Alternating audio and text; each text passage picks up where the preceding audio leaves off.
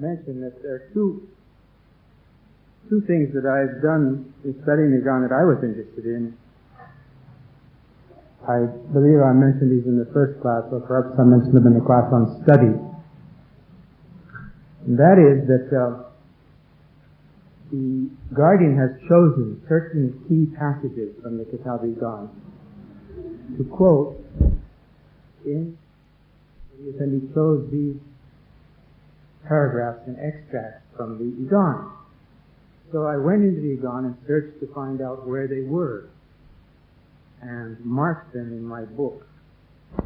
My particular copy,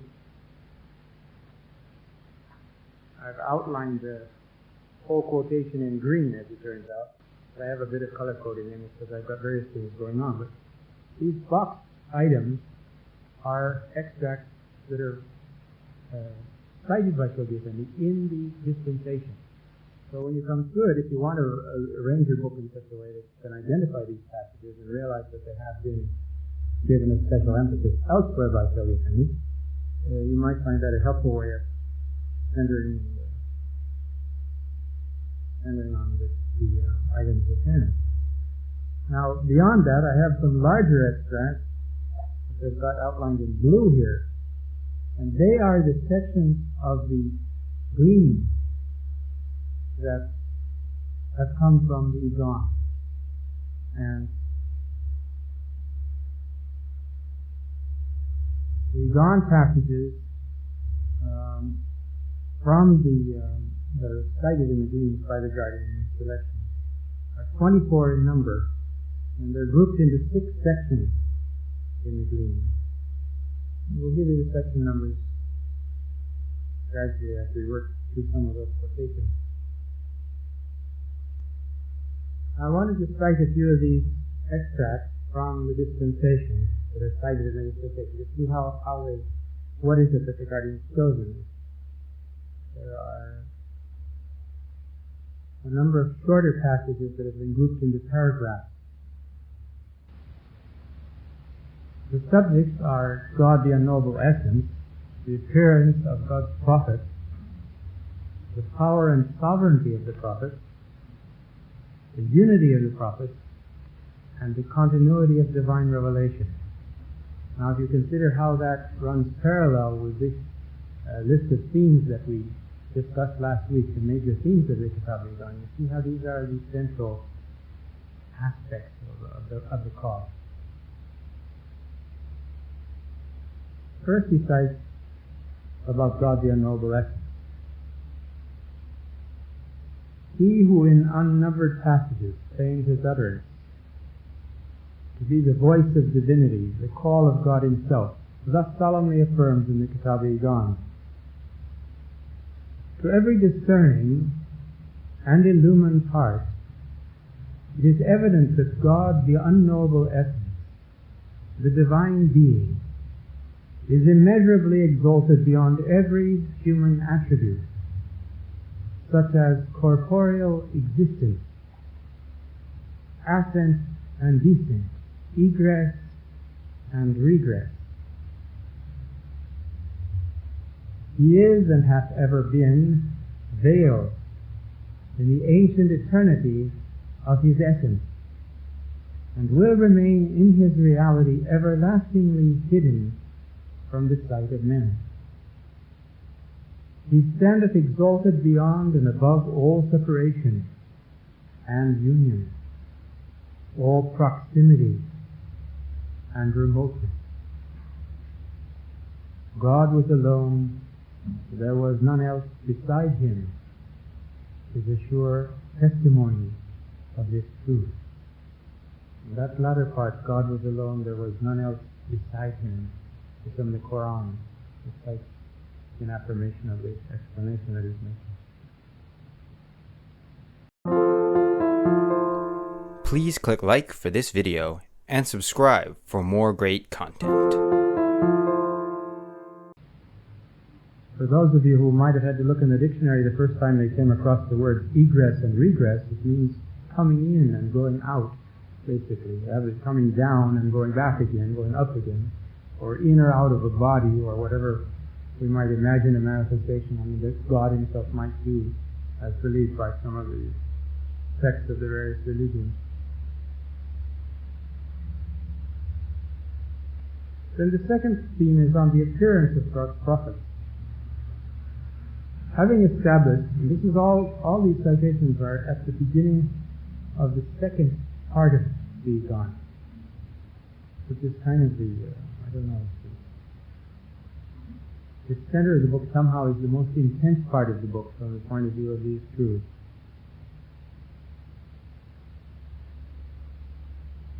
Here we have the situation that God doesn't come close, He doesn't go far, there's no proximity, there's no remoteness connected with Him.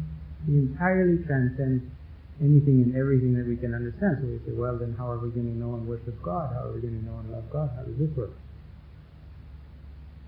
Baha'u'llah explains, he says, the door of the knowledge of the Ancient of Days, being thus closed in the face of all beings, He, the source of infinite grace, hath caused those luminous gems of holiness, a title of the manifestation, gems of holiness, to appear out of the realm of the Spirit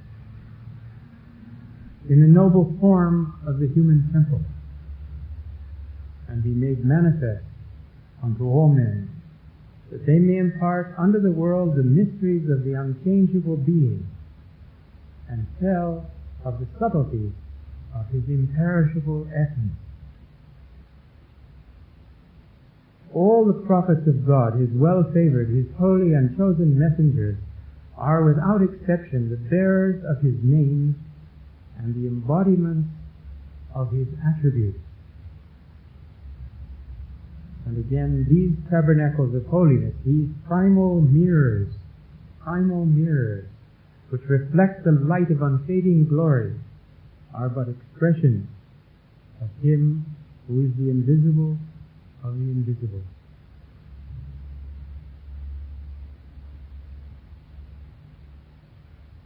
The means of access, the mirrors of His life and His favors, the embodiments of the qualities and names which we attribute to God, all centered in the manifestation of God who appears from age to age. On the power and sovereignty of the prophet, in another place he says, they who are the luminaries of truth and the mirrors reflecting the light of divine unity. Baha'u'llah explains in the Íqán, in whatever age and cycle they are sent down from their invisible habitations of ancient glory unto this world, to educate the souls of men and endue with grace all created things, are invariably endowed with an all-compelling power and invested with invincible sovereignty. In another spot he further elaborates this theme. These sanctified mirrors, these day springs of ancient glory, are one and all the exponents on earth of Him who is the central orb of the universe, its essence and ultimate purpose.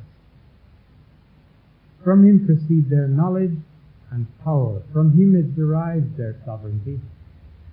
The beauty of their countenance is but a reflection of His image, and their revelation a sign of His deathless glory.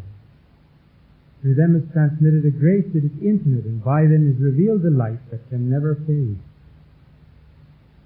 Human tongue can never befittingly sing their praise, and human speech can never unfold their mystery.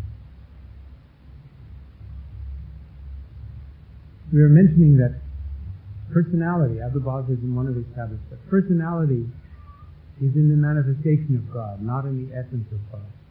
That which we feel close to, which we know, which we relate to, is the spirit of the manifestation of God. That is in God in His essence. And this is the creation has been made this way.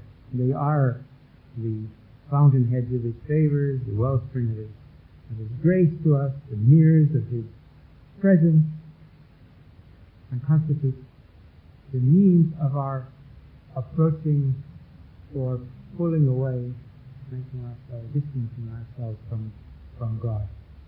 In fact, in another tablet he says that closeness to God or farness to God really means closeness or farness to the manifestation of God. Because again, we've heard these statements from Baha'u'llah that God entertains no proximity or remoteness. In his essence, he transcends entirely. Yet he says he's closer to you than your jugular vein and your life vein. And the question of where he is everywhere, but inaccessible.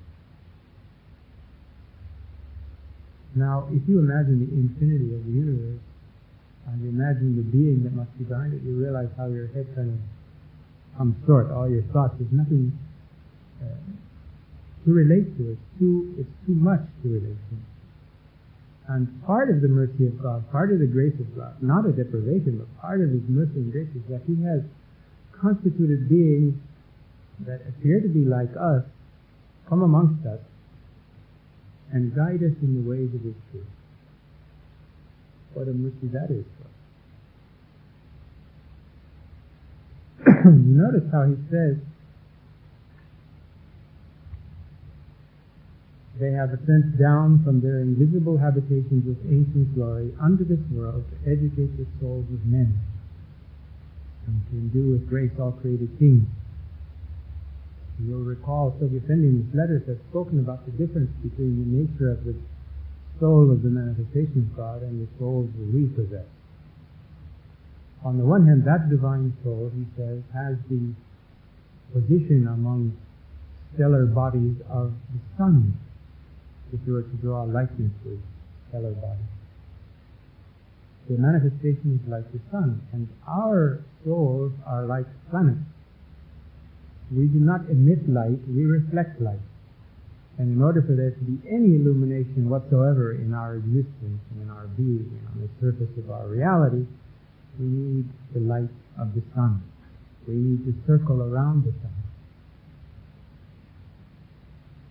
The other distinction he makes, he says, is that the souls of the manifestations of God, contrary to the souls of other human beings, are pre-existent. They have had a reality of their own, a distinct individuality in the worlds of God before coming here. And though they don't come twice to the same world, there is not this idea of reincarnation, but they come from a realm where they've been prepared, and they come here, and they play out the drama of their life, and they return again to those celestial realms. In one passage, Abdu'l-Bahá talks about them, how they really inhabit the realms of glory, what he calls the Jabarut. At all times, their reality is in the Jabarut, though their body and their outer being is here. Their spiritual state is constantly in the highest of all possible worlds as far as created beings are concerned. I heard a story that was told from the writings of the Bab. I haven't seen the tablet itself, but I'll tell it to you. Just bear in mind that we don't have the text. I don't have the text in front of me. I can't cite it for you. But the gist of it is that the Bab, in one of his tablets, addressed to the clergy in Iran, has said that ere the moment I chose to appear within my mother's womb, I repaired unto the presence of Muhammad, and we discussed there what should be the punishment and destiny of the Shia clergy for what they have done to the faith of Islam. Alright, now you look at this picture, Muhammad and the Bab talking before the Bab makes his appearance in the realm of being. The thing is, it's very suggestive of not that he was some kind of a force in the universe who became then the manifestation of God, but that he had an individual reality as well in that realm. These are, the dramas expressed by the manifestations in their writings. We can't penetrate the full meaning of these things, and Shoghi Effendi himself has said we have no way of understanding what their existence or reality was like before they came to this world. In the Qayyum al-Asma, likewise, the Bab describes a scene where he says that God calls together all the manifestations of God, this concourse of the messengers, the souls of the messengers of God. And he announced unto them the eventual appearance of Baha'u'llah. And all of them immediately fell on their faces in submission to such a being. Except 4, he says. 4 of the manifestations blinked, and then they fell. And he said, God saw them blink, and verily he has drawn them near to the fire to purify them from this hesitation. And then he goes on and he names the 4. One of them was Adam, the one who started our universal cycle. Another was Shoaib, who's mentioned here, and he's gone. Another was Aaron. I don't want to name the wrong one, so we're messengers of God. But anyway, this gives you some feeling of what kind of dramas go on in the other world. What is the meaning of it? I don't know what it is, but and who was God on that occasion to announce that Baha'u'llah was coming? When we read these other things that he never appears and you never know him, you never see him. So that's also full of all kinds of mysteries. But the suggestive part is that there are dramas in the other world before coming here and after leaving, and how it all works. So these beings are sent down from there. Then you say, well, why don't they know who they are when they come here? Well, Abdullah says that they all are aware of the mysteries of existence from the beginning. And they have this innate knowledge in them. Well, then why do they have a time when they discover they're the messenger of God? I don't know if that's exactly true. I think it seems to be more that they have a time when they discover what their mission will be. In other words, their mission is then announced to them. The manifestation of God seems to have all knowledge from his position out to creation. It's not back towards God. And there's several passages in Íqán which relate the same extraordinary mystery of God the Essence. And we talked about this here a little bit last week, I think, or the week before, about how the manifestation understands God in his own reality, as he feels the power of God in his own being, as we feel from time to time the power of God in our own being after prayer or in teaching work, and we realize that this is something that transcends our own possibilities. There's something extra there, beyond that. And how thrilling that is, and how we long to acquire the correct attitude, the correct stability of spirit, if you will, to enjoy that grace and that added assistance in our lives at all times. And of course, the great heroes and saints of the faith have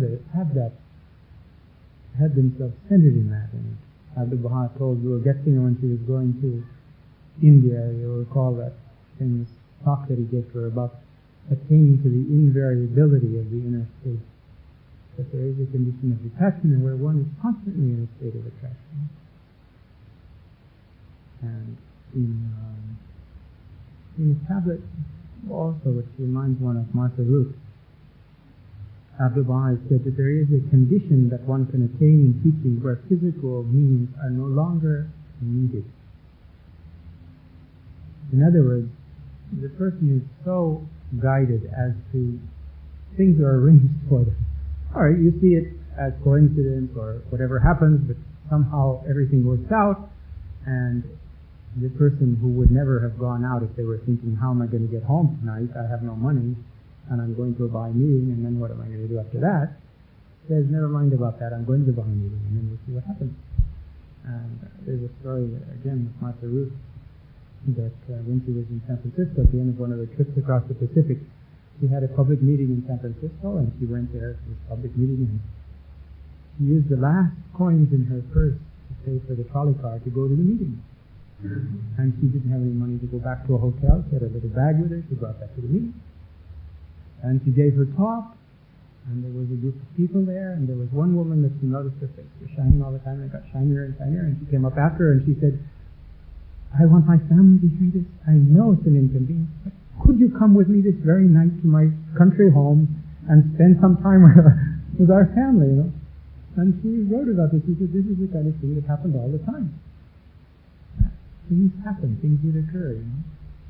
So that's a level of trust in God and assurance of things that are going to happen, which makes the teaching work much easier.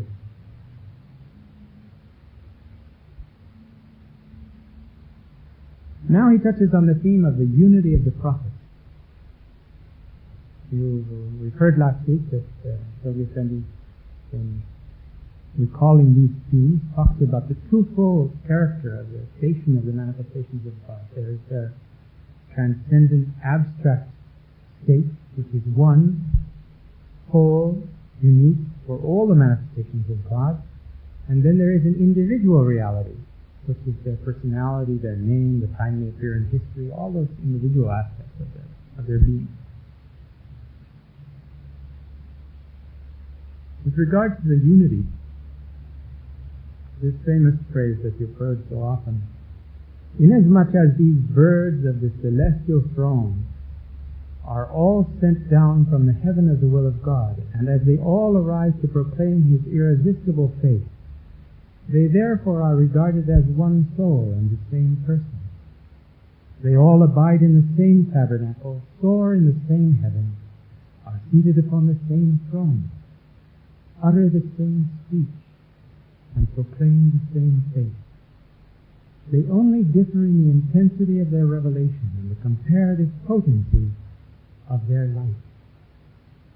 That a certain attribute of God hath not been outwardly manifested by these essences of detachment does in no wise imply that they are, who are the bassprings of God's attributes and the treasuries of His holy name, did not actually possess it. The nature of their revelation, the intensity, the comparative difference in the potency of the light they reveal has to do with the receptivity and capacity of humanity in the day that they appeared, and not with any essential difference in their own nature. And so, on the one hand, we see Baha'u'llah in a central, supreme position, the supreme manifestation of God, the holiest manifestation that's ever appeared. But that holiest manifestation of God in that sense is not that He's holier than the others, but that His mission, His revelation, He has been allowed to shine in His mission in a way that no manifestation of God in recorded history has been allowed to shine, and to reveal mysteries and knowledge that were never revealed before.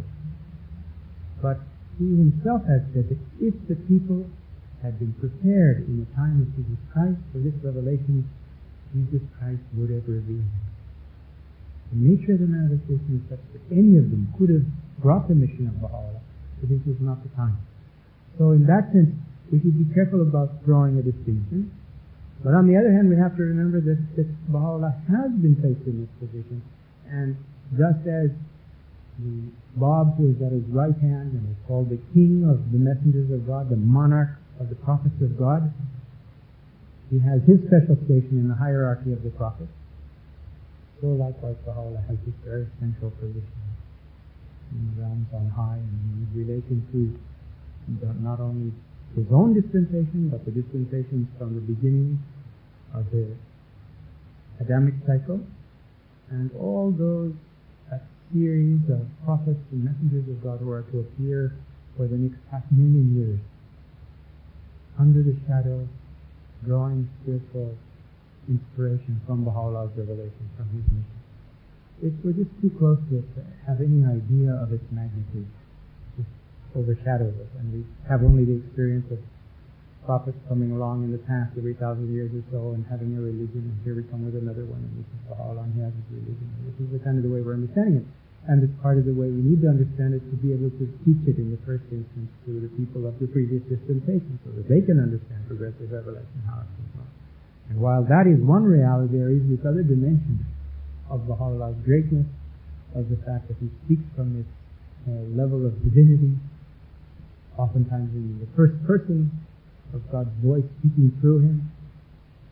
He's endowed this day with that special title of the Day of God Himself. Finally, there's this last section that's cited in the dispensation on the continuity of divine revelation.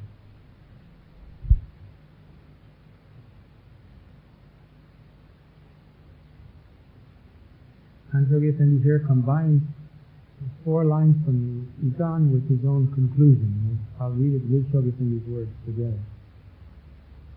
To believe that all revelation is ended, that the portals of divine mercy are closed, that from the day springs of eternal holiness no sun shall rise again, that the ocean of everlasting bounty is forever still, and that out of the tabernacle of ancient glory, the messengers of God have ceased to be made manifest, must constitute in the eyes of every follower of the faith a grave and inexcusable departure from one of its most cherished and fundamental principles.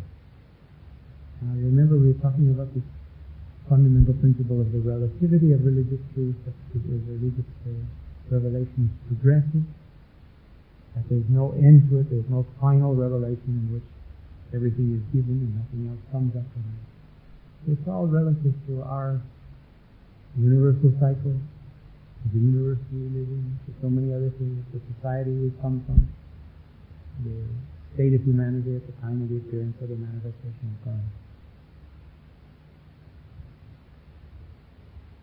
These are the passages on the dispensation. You can find them on pages 113 of the World Order of Baha'u'llah, pages 113, 114, 115,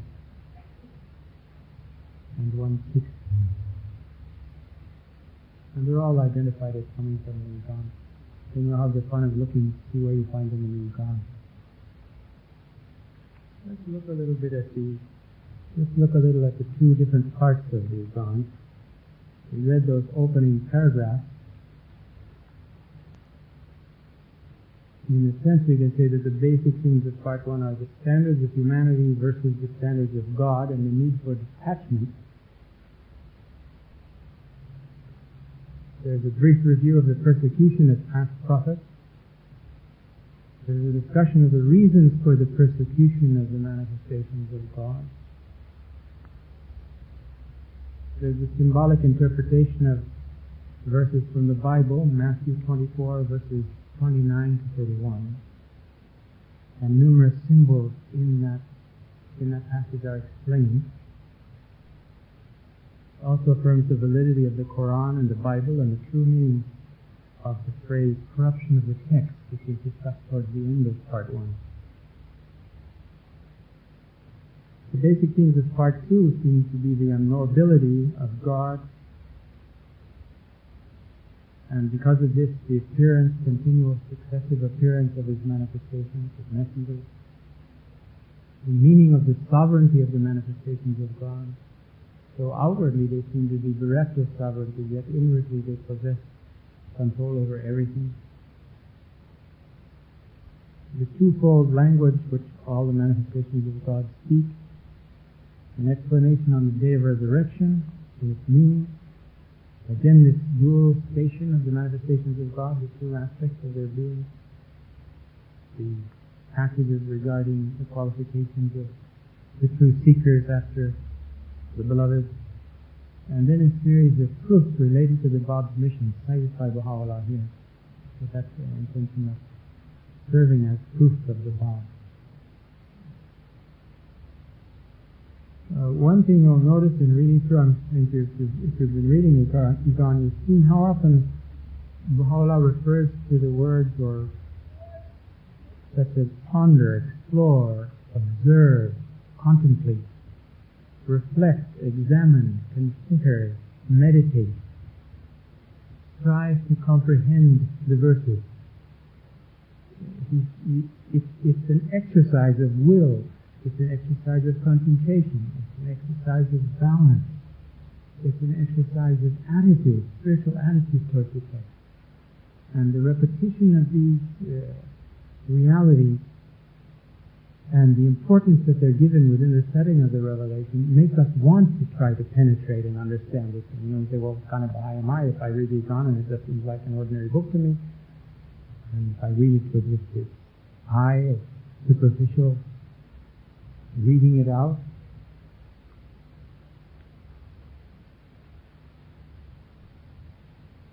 Baha'u'llah, in the course of the book, gives us some promises about if we do ponder the verses of the Íqán, what will happen to us.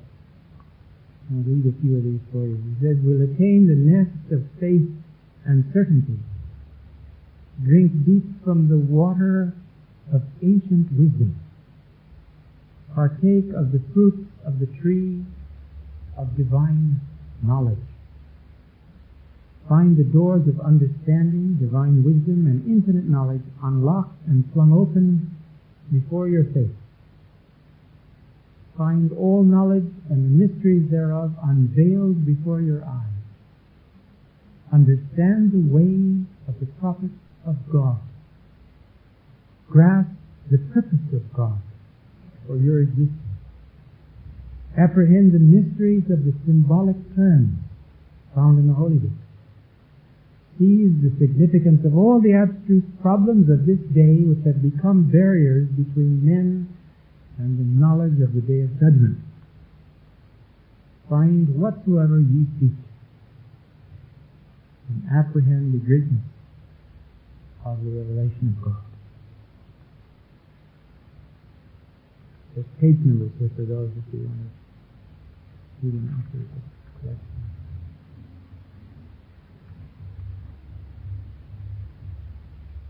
Again, as Abdu'l-Baha said, he cited earlier in the course, mere reading of the Holy Book from text will not suffice. We shouldn't be satisfied with words, but seek to understand the spiritual meanings hidden in the heart of the word. He affirms himself it is difficult to comprehend even the words of a philosopher, how much more difficult it is to understand the words of God.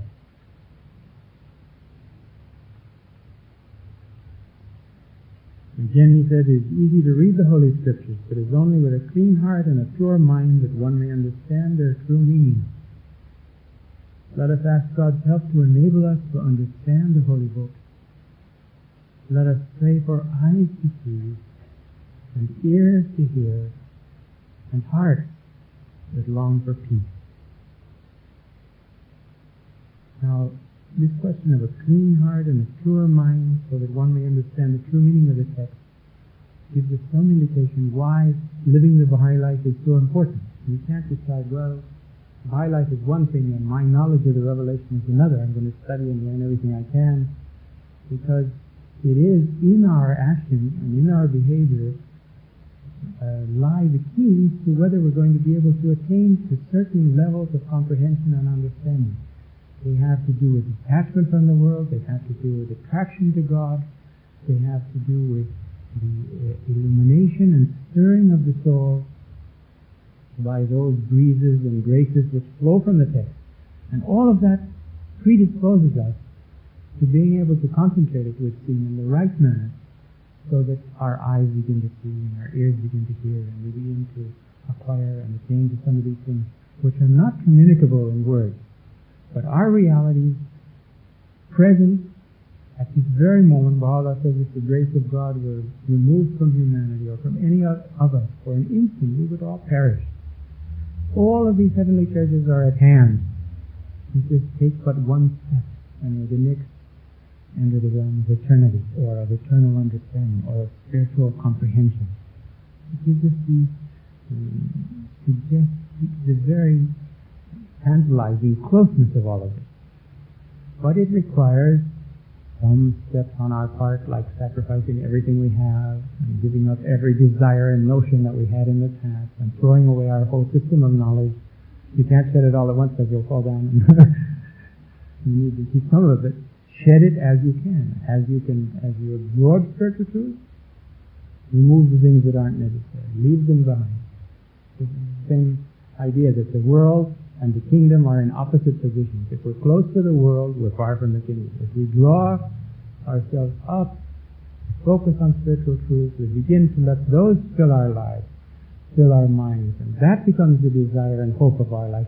Then we move away from the world. We don't have any reason to have to be chopping our attachments to the world, because they simply dissolve in the effect of that. Whereas if we focus on trying to chop the attachments we have to the world and not focus on spiritual, there's no way we'll do it. It's like trying to get rid of darkness without light. It's an impossible task. So basically the way out of whatever gloom sometimes settles on us, whatever sadness is in it, whatever dissatisfaction is in it, is this gradual absorption with the means that the manifestation of God sets forth as those upon which we should be meditating, thinking, pondering, reflecting, comprehending, and the Íqán is full of it. Do you have any questions about some of the things we had last week? You may have some leftover questions, please. There's page numbers for all of them. First three are on page 6, and goes on page 52, 2 on page 52, 53, 57. Yes, they're all in Íqán. The promises in Íqán.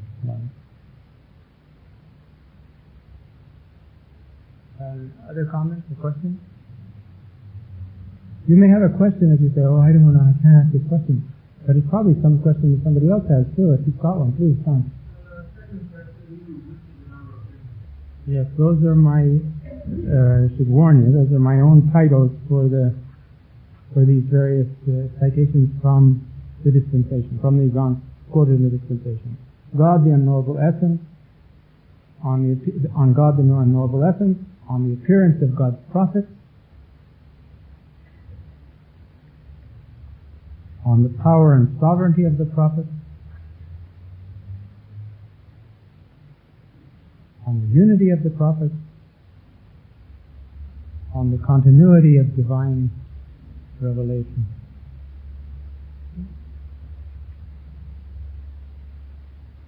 Anything else you think of right now? Somebody like to ask or comment on?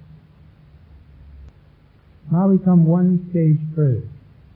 We're considering part 1. We're looking at the first 50 pages, let us say. We're going to look at the Íqán more or less in groupings of 50 pages. There are 250 pages, that's about 5 sessions, alright?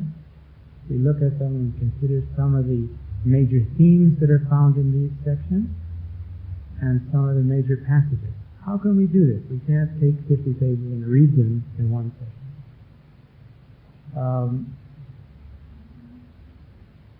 So this carries us to the next stage of our observation of how Shoghi Effendi has culled from the Íqán certain basic passages and brought them to our attention.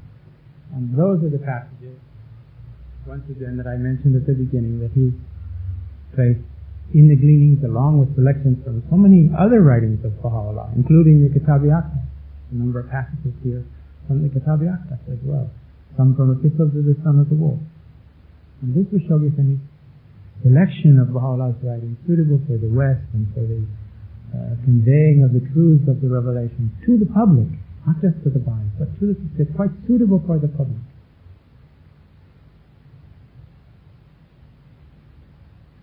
The first section in Gleanings, which cites the passages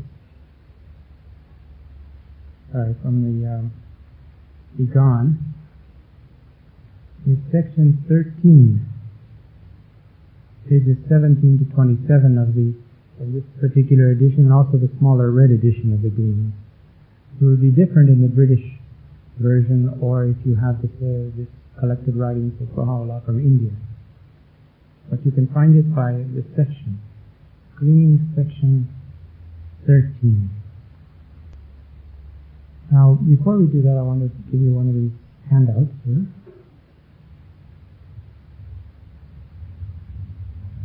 This is a sequential outline of the text.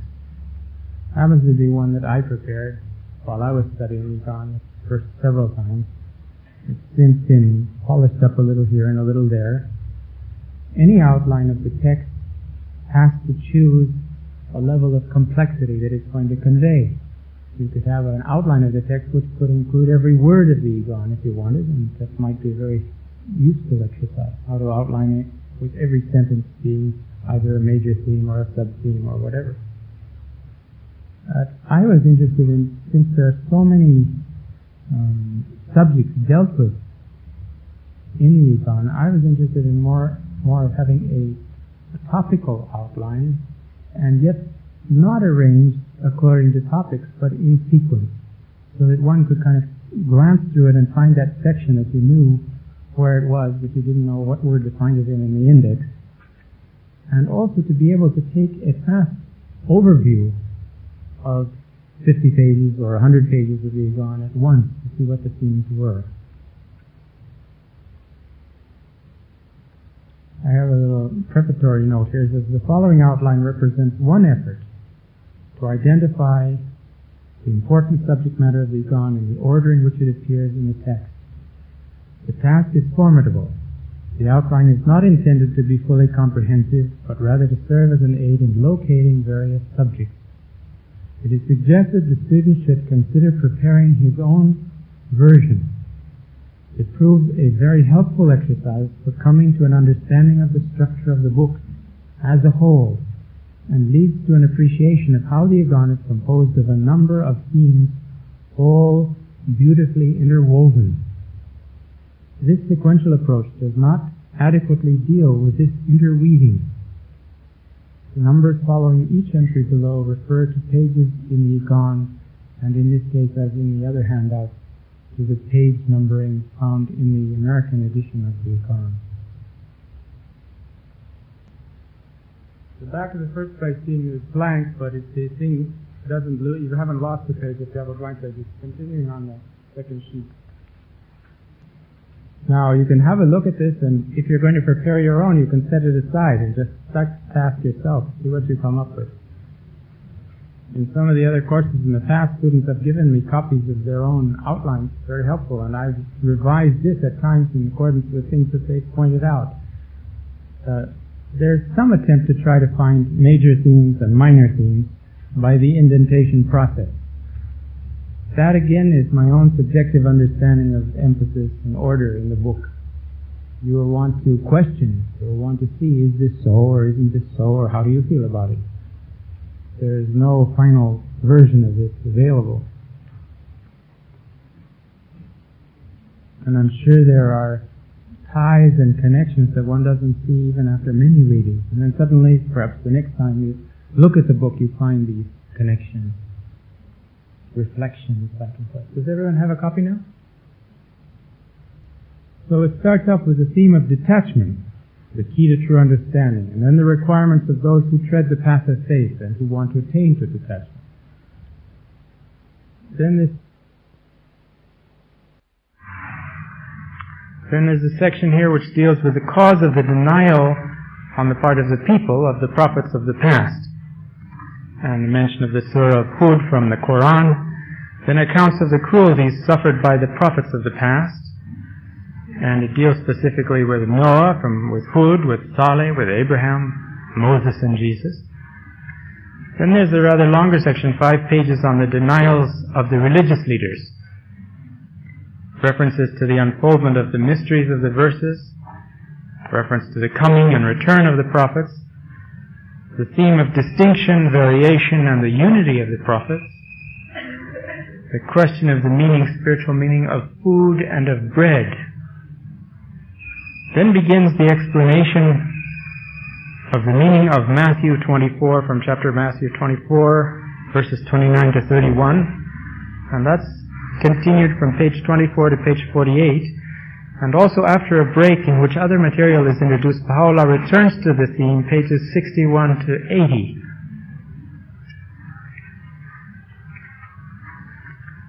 Within that explanation, he deals with the meanings of various things. He refers to the very important passage on the sons of truth, in other words, the manifestations of God.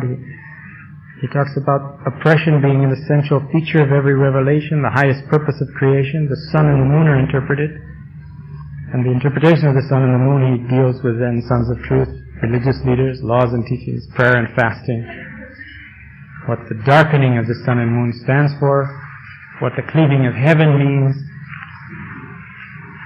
He calls upon us to consider hardship and bitterness of the lives of the prophets.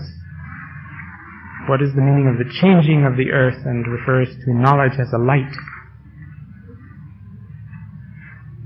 And then the purpose of the symbolic terms, he says, is to test and prove people, that the sincere may be known from the false, and elaborates that theme from page 49 to page 59. Well, that's the section that we're going to be considering a little more tonight, and then next week we'll still have to go on with this, I think. You can either read a section and then look at an outline like this, or you could look at the outline first and then read this section and find the different points, see where they come. and ask yourselves, why did I leave out the reference to the subject in paragraph, whatever it is.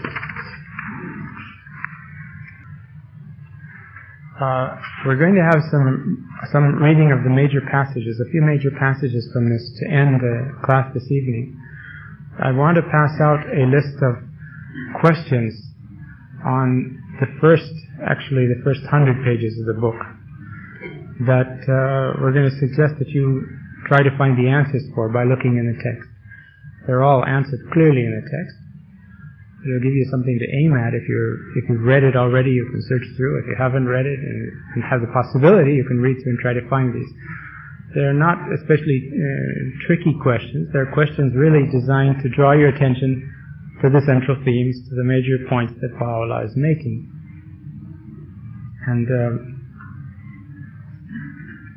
also now, if you'll come prepared next week with any points that you would like to know something further about, which we may have some additional notes, annotations on, that we can refer to, or points that you think need further clarification. If we don't have it, maybe somebody else has already looked for a clarification or found something or can cite something in the writings about it, then we can help each other to see if we can solve some of the questions that arise that we might not otherwise know the answer to. For instance, Baha'u'llah he's talking about some traditions, and he's saying, as it has been said, that after such an event there were 40 or 72 of the followers of one of the prophets remained. And you think, well, you could say 3 or 4 or 10 or 15, but why 40 or 72? And it happens that there's two contradictive hadiths, or traditional sayings of Islam, one which cites 40 followers remain, and which cites 72. If Baha'u'llah cited only one of them, he'd have all the people saying, oh, he doesn't know about the other one. And so he just says 40 or 72. So he doesn't solve the problem of which is the correct one, but he gives you the understanding. And that's why you have some strange kind of a reference to 40 and 72. So some of these little things help to know, if you know them, or if you've kind of tripped over them at the time, if you have an explanation. When you're leading classes on the Íqán, when you go back out into the world, or when you're traveling on your holidays, if you're here indefinitely, maybe you'll be giving classes on the Íqán, then you'll have these kind of notes that are a result of a lot of study of the Íqán in the past to help you to respond to questions and queries that the friends may have when they first start moving through this ocean of knowledge. So let me pass these out. A little exercise now. If you don't want the questions, just don't take a copy, but if you want them, you will.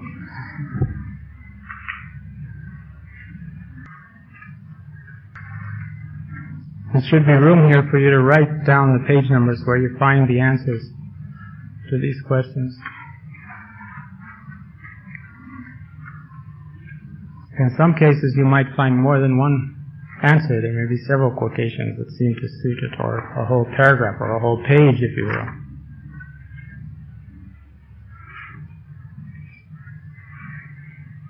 And for next week, it's really just the first 11 questions that you could refer to.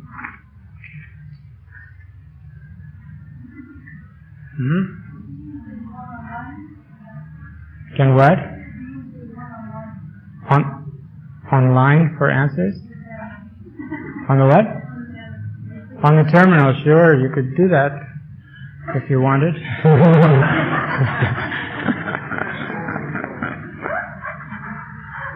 When the course was made, there wasn't anything online. In fact, actually the first thing that went online here was the Íqán. It was the first of the Sacred Writing Project. It was an experiment, but it fit in very well with the course I was giving at the time, so I took advantage of it too. But there's something that's very healthy about scanning the book. Now you can scan it in the machine, but if you look for things, you'll learn more about what the whole general order and unfoldment of it is. Which is much quicker? That's much quicker to find the specific answer to what you're looking for. But it's much quicker to learn the book by opening it and reading various pages and finding the answers. That also has revealing, if everything we know we need a computer to find, we may be caught short sometime on a platform till we get our wristwatch computers going where we can see it, have it embedded in the back of our head and projected to our brains or something.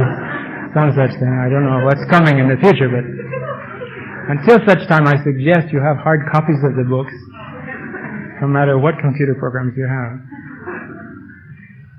Andishe has kindly consented to read a few of these passages for us, which you may comment a little on, from the Gleaning, section 13.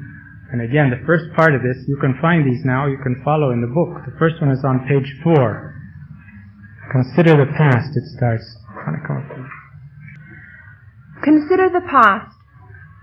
How many, both high and low, have at all times yearningly awaited the advent of the manifestations of God in the sanctified persons of His chosen ones. How often have they expected His coming? How frequently have they prayed that the breeze of divine mercy might blow, and the promised beauty step forth from behind the veil of concealment, and be made manifest to all the world.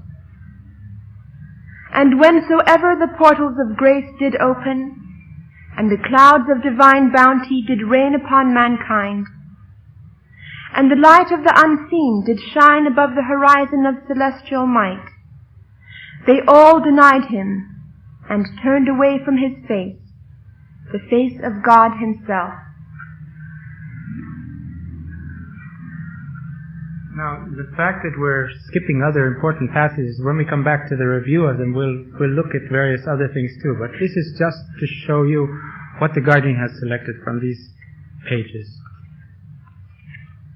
Now we come over, let's see. The second section, he skips to page 13. Reflect, what could have been the motive for such deeds?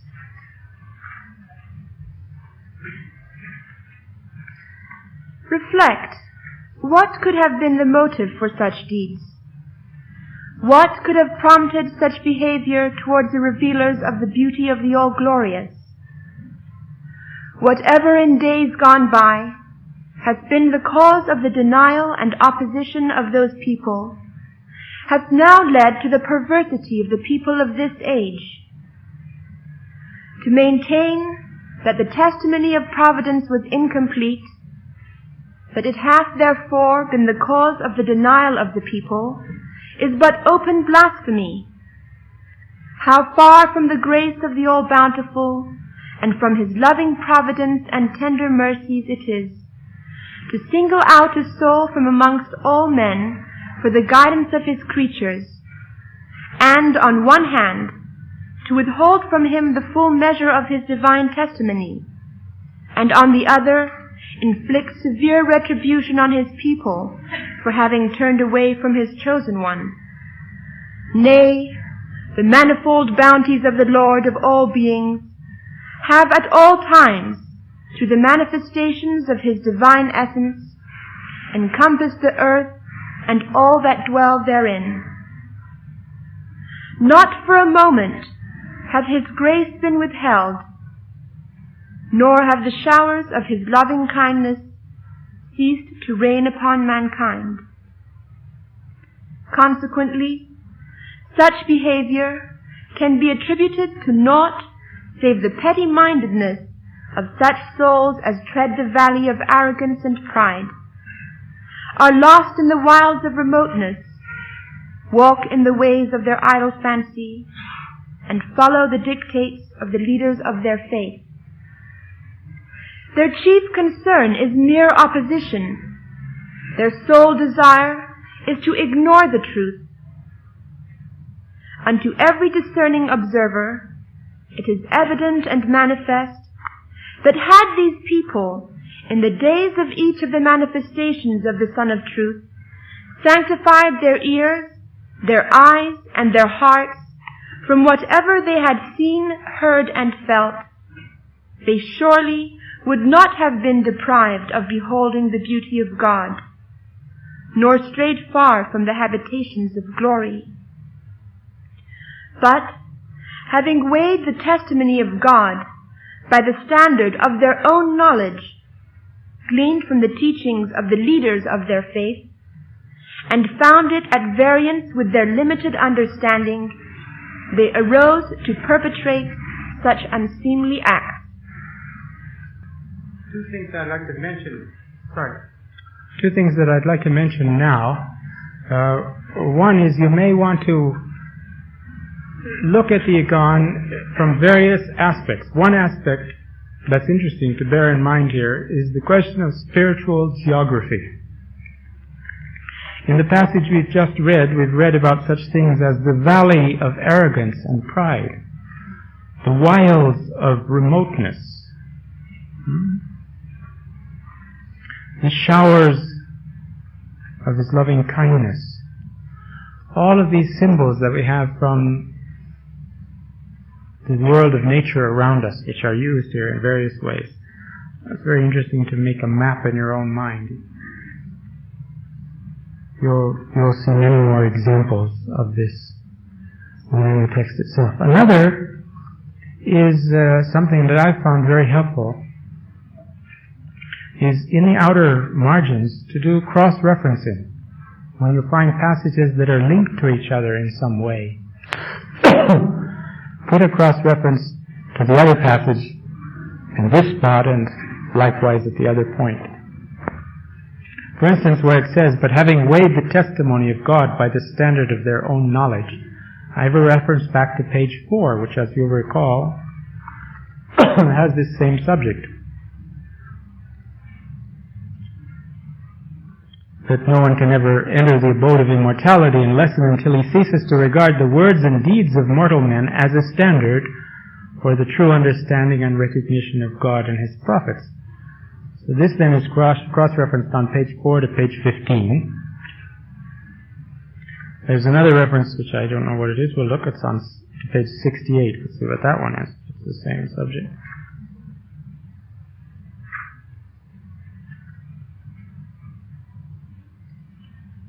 Seems to be something different, and I don't have the page here.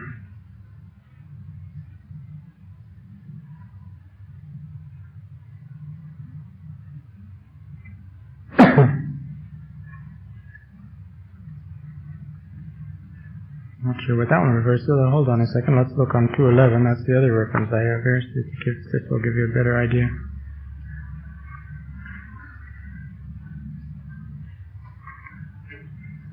On page 211, it says, "The understanding of His words and the comprehension of the utterances of the birds of heaven are in no wise dependent upon human learning. They depend solely upon purity of heart, chastity of soul, and freedom of spirit."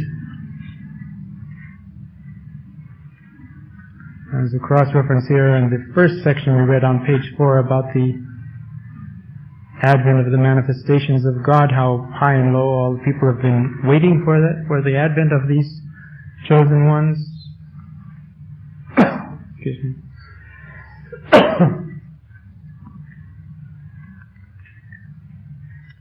And there'll be something about their appearance anyway on this other page, on page 142. You can find these yourselves. Sometimes I don't have the obvious connection right there, but once you read about it and ponder about it, you'll see how it is. Now, I wouldn't want you to copy my cross-references, but you should make your own set of them if you find that useful. It's a way that immediately you have some elucidation in another part of the book for something that's not fully explained somewhere else.